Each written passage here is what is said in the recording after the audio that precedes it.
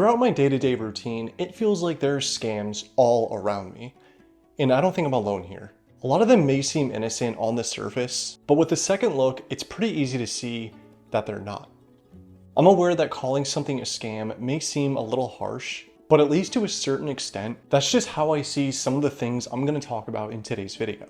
And before I start, this video is heavily inspired by a fellow YouTuber here named Nicole. I'll put a link to her channel in the description box. I recommend checking it out. And at the end of the video, let me know down in the comments if there's anything that you think could have been on this list.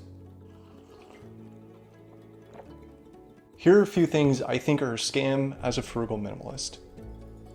But first, if you're new to my channel, thank you for stopping by. Here we talk about minimalism, frugal living, tech, and things of that nature. So if that sounds good to you and you end up liking the video, be sure to like and please crop dust the subscribe button. Let's get started. Fear-mongering advertisements. When I think of advertising generally, it's just a McDonald's commercial or an ad for my local car dealership. But lately I've noticed how much companies use fear-mongering methods in their advertisements as to create a sense of urgency for someone to buy their product or service. I'm not going to name any specifics, but there's one I see all the time, giving this specific statistic about how an American has their identity stolen every 3 or 5 minutes. And they use this very broad statistic into scaring someone enough to make them believe this service that they offer is something they genuinely need in order to avoid this fate. I understand this is a marketing strategy, and they want to create this fear of missing out and put some sort of importance behind the service that they provide. But personally, I find it a little distasteful. There is innocent advertising out there that achieves the same thing that these fear-mongering advertisements do. So there isn't much of an excuse to do this, I would argue. And I understand that advertising isn't even always a bad thing because people have interests and want to see things that are relevant to those interests. And the point of all of this is that the majority of the time, the companies using fear-mongering as a tactic to get you to spend aren't worth your money anyways. Because the desperation in using a scare tactic to get someone to spend speaks for itself. Holidays. To say the holidays are a scam might sound a little cynical, but let me explain. To me, every single year, it's just becoming more and more obvious how companies are using holidays to push some sort of made-up sale. There were several holidays that were openly created by companies, like Cyber Monday, for example, which proves my point. Even Pancake Day was created by, I'm not going to name it, but by a certain restaurant. But the other more traditional holidays, like Mother's Day, Father's Day, and Valentine's Day, really can just get exhausting. In my own experience, more people stress about getting the gift and pleasing somebody more than that person even cares to receive a gift. As if we buy these gifts for these holidays to avoid personal guilt, when the person we're buying these for could probably care less.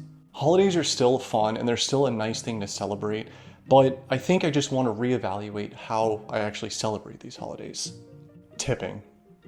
The last time I talked about tipping in a video, I was genuinely surprised that I didn't get too much backlash, and I found that most people agree. Here in the United States, and I'm pretty sure in Canada as well, our tipping system is just completely broken. A casual trip to a restaurant usually turns into me paying far more than I think it's worth when I leave.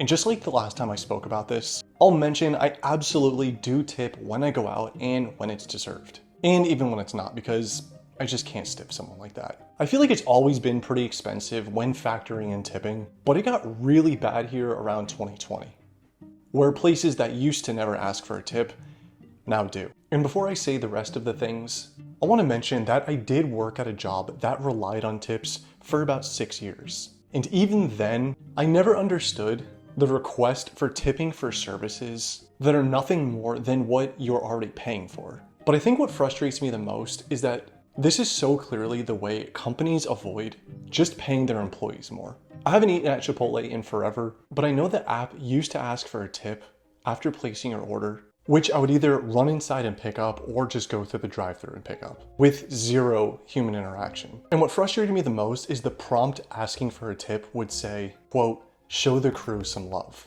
end quote. Hey Chipotle, you're worth $86 billion as of writing this video, and I'm not. Also bring back the carne asada. Overall, I can say the standard 15 to 25% tip that I'm asked for at places you wouldn't traditionally tip at has just inspired me to learn how to do things or fix things myself. It's encouraged a lot more cooking, a lot more free activities, and a lot more DIY projects. Some subscription services.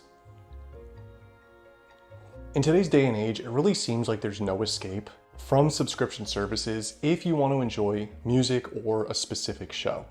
While I do believe what's worth subscribing to varies so much from person to person, I'm pretty much over the entire subscription-based industry right now, mostly in regards to media. If there's 3 different shows I'm interested in watching, there's a good chance each one of those are on 3 separate streaming platforms, all with their own cost. And if I choose one of those services to subscribe to, I'm paying the full price for that service without even being able to watch everything I want to watch. And there are just too many ways to watch movies and shows online for free to pay for all these services. And there's just too many good YouTube channels out there for free to make those services worth my money, in my opinion. Now, like I said, this really just comes down to personal preference, because there are some subscription services I can absolutely see making sense for certain people. Amazon Prime being $15 for someone who orders household items or even groceries regularly could be worth it for the free shipping alone. Not to mention, it has Prime Video and music if you care about that. A Costco membership for people that prefer to buy in bulk, have a big family, or just want to use their cheaper than average gas stations. Those are just a couple for me that make the most sense. Or maybe someone who drives a lot for work and just wants Spotify. I think what's important here is to evaluate what makes the most sense for each one of our situations and go from there. But all of these subscription services offering their own exclusive media, now trying to bundle themselves together into one package, has you paying for it without even ever owning it. Over the past few years, it's been really annoying to see everything turn into a new monthly reoccurring payment, especially when it's digital media that will never be owned but rented every month. Like I said, my recommendation would be to heavily evaluate which subscriptions you could find a workaround for and which ones to cancel, and maybe limit yourself to 1 or 2 you just can't live without. Anyways, these were just a few things I'm not too fond of as a frugal minimalist. I hope maybe you got some value from this video and maybe resonated with some of the points that I talked about today.